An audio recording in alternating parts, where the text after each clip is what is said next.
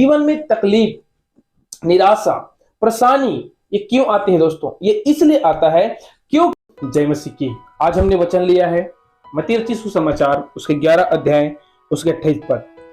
हे सब परिश्रम करने वालों और बोझ से दबे हुए लोगों, मेरे पास आओ, मैं तुम्हें विश्राम दूंगा।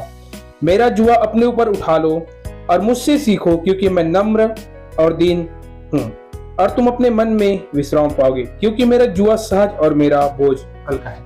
Praise the Lord.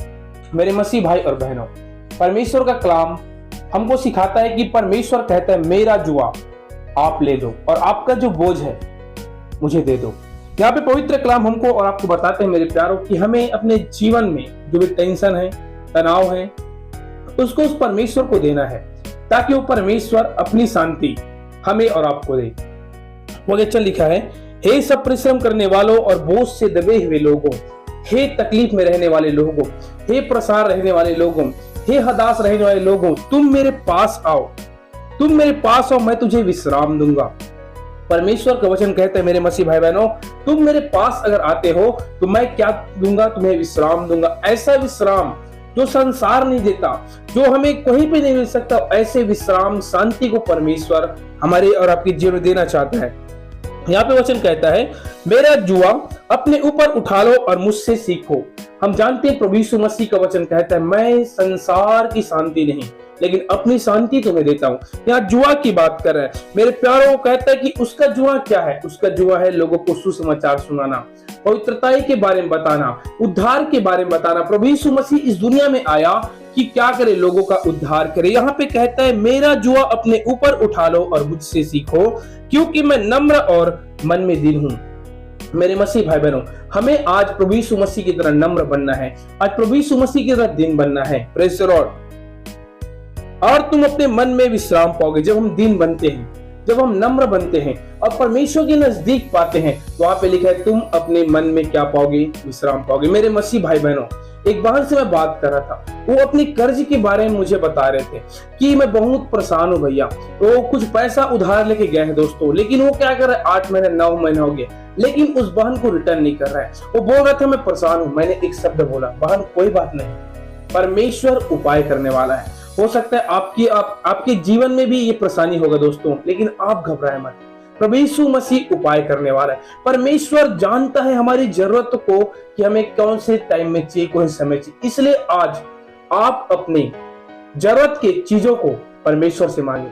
अगर वो भाई 8 महीने से आपका पैसा लग रहा है, आपको नहीं दे रहा है, तो आज परमेश्वर से मांगे, परमेश्वर उसके मन को बदलेगा मेरे प्यारे। और बहन को यही समझाया, बहन कोई बात नहीं, आपका भाई पैसे नहीं दे रहा है, कोई बात नहीं, आप चिंता मत करो, आप प्रभु यीशु मसीह से प्रार्थना करो। Praise the Lord. यहाँ पे कहते हैं मेरे प्यारो, और तुम अपने मन में विश्राम पाओगे। जब हम परमेश्वर के ऊपर अपना सारा बोझ, अपना तकलीफ, अपना कर्ज, अपना परेशानी जब हम डालते हैं, परमेश्वर अपनी शांति हमें और आपको देता है, क्योंकि मेरा जुआ सहज और मेरा बोझ हल्का है। Praise the Lord. मेरे मसीह भाई बहनों, परमेश्वर का जुआ, उसका जो बोझ है वो एकदम हल्का है। हम जब प्रार्थना करते हैं, हम जब उसकी स्तुति करते हैं, आराधना करते हैं, हमारे सारी चिंताओं को, सारे कर्ज को प्रभु यीशु मसीह अपने ऊपर ले लेता है और अपनी शांति हमें और आपको देते हैं। इसलिए मेरे मसीह भाई बहन, ये वचन के अनुसार अगर आपके पास कर्ज है, अगर आपने किसी को पैसा दिया है और वो पैसा आपको रिटर्न नहीं कर रहा है, आप चिंता मत करें, प्रभु यीशु मसीह उसके मन को बदलेगा। यहाँ पे कहता है, हे सब परिश्रम करने वालों, बोझ से दबे व्यक्तियों, तुम मेरे पास आओ। आज हमें प्रभु यीशु मसीह के नजदीक जाने की जरूरत है। जब हम प्रभु यीशु मसीह के नजदीक जाते हैं मेरे मसीह भाई बहनों, परमेश्वर हमारी आवश्यकताओं को हमारी मांगने से पहले हमारे सामने ला देते हैं। लेकिन आज हमें परमेश्वर के नजदीक जाने की जरूरत है। इसलिए आपको मैं बोलना चाहता हूं, अगर आप परमेश्वर से नजदीक है, आज हम देखते हैं हमारे जीवन में तकलीफ, निराशा, परेशानी ये क्यों आती है दोस्तों? ये इसलिए आता है क्योंकि हम परमेश्वर के उसके नजदीक नहीं जाते। बाइबल बताते, हे सब परिश्रम करने वाले व्यक्तियों, तुम मेरे पास आओ, मैं तुझे क्या दूंगा? विश्राम दूंगा। आज हमें परमेश्वर के सामने जाने की जरूरत है मेरे मसीह भाई बहनों। एक छोटी सी कहानी आपको मैं सुनाना चाहूंगा, बड़ा ध्यान से सुनिएगा आप लोग। यहाँ पे ऐसा कहता है, एक व्यक्ति था, आपने कहानी को मेरे वीडियो में सुन चुके होंगे, मैसेज में सुन चुके होंगे। वहां पे एक व्यक्ति था और उसका घर समुद्र से 2 किलोमीटर दूर था। और वो व्यक्ति क्या करता था, पानी पीने के लिए 2 मटके को आइट और साइड, राइट और लेफ्ट में बांध के कांवर के द्वारा उस समुद्र में पानी लेने जाते थे। और वहां से जब लाता था मेरे प्यार, लगातार वो 1 से 2 साल तक ये काम को, ये प्रोसेस को किया। वो 2 किलोमीटर अपने घर से समुद्र जाता था और समुद्र से पानी भर के अपने घर उठाता था। उसके बाद एक मटका में क्या हुआ, छेद हो गया मेरे दोस्तों।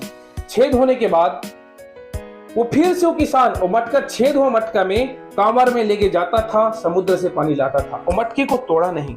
एक दिन क्या हुआ दोस्तों, ऐसे कुछ दिन बाद होने के बाद वो मटका उस किसान को कोसने लगता है, मैं तेरे कोई काम का नहीं हूं, तू मुझे क्यों अभी तक रहा है, क्यों मुझे तोड़ नहीं देता, क्यों मुझे नष्ट नहीं कर दे रहा है, क्यों मुझे फोड़ते नहीं हो, तोड़ते नहीं हो, मैं तो तेरे कोई काम का नहीं हूं। ऐसा बोल के मटका क्या कहने लगा, किसान को कोसने लगा, उसको गाली देने लगा, उसको चिल्लाने लगा, मैं हताश हो चुका हूं, मैं परेशान हो चुका हूं, मेरे जीवन का कोई लक्ष्य नहीं है, मैं तेरे कोई काम का नहीं हूं। ऐसा बोल के वो निराश हो गए दोस्तों। लेकिन वहां पे परमेश्वर का वो किसान उसको देखा और उसको बोला, सुनो, मटके को बोला, सुनो, तुम आज यहां पे हो और तुम अपने 2 किलोमीटर आसपास के को देखो, आज जो हरियाली, जो खुशियां, ये फूल, ये पौधे आपको दिखाई दे रहे हैं, ये आपके कारण है। वो मटका समझ नहीं पाए दोस्तों, वो मटका को समझ नहीं आया क्या हो रहा है बोल के। फिर वो किसान ने बताया, मैंने तुझको आज तक क्यों नहीं तोड़ा, आपको मालूम है? क्योंकि जब मैं समुद्र से पानी लाता था तो आपके ऊपर छोटी छोटी मैं छेद कर दिया था, और छेद करने के कारण जब मैं पानी समुद्र से घर को लाता था तो जितने आसपास मैंने बहुत सारे बीजों को डाला था, और आप देखो आपके आसपास हरियाली है, पेड़ है, फूल है। ऐसा बोल के किसान ने उस मटके को बोला। फिर वो मटके को समझ आया और किसान को सॉरी बोला। मेरे मसीह भाई और बहनों, मैं आपको बोलना चाहूंगा, हो सकता है कुछ समय के लिए भी आपके जीवन में निराशा हो, कुछ समय के लिए आपके जीवन में टेंशन हो, कुछ समय के लिए आपके मन उदास हो जाता हो, आपको कुछ भी करने की मन नहीं लगता, आप सोचते हो क्या लाइफ है, बहुत टेंशन है, तनाव है। लेकिन मेरे मसीह भाई बहनों, मैं आपको बोलना चाहूंगा, प्रभु यीशु मसीह इस दुनिया में आपको रखा है, उसके पीछे बहुत बड़ा उद्देश्य है। हो सकता है आप अपने पड़ोसी के लिए आशीष का कारण होने जा रहे हैं, हो सकता है आप नगर के लिए आप आशीष का कारण होने जा रहे हैं, हो सकता है आप अपने पड़ोसियों के लिए अपने आशीष का कारण होने जा रहे हैं मेरे प्यारों।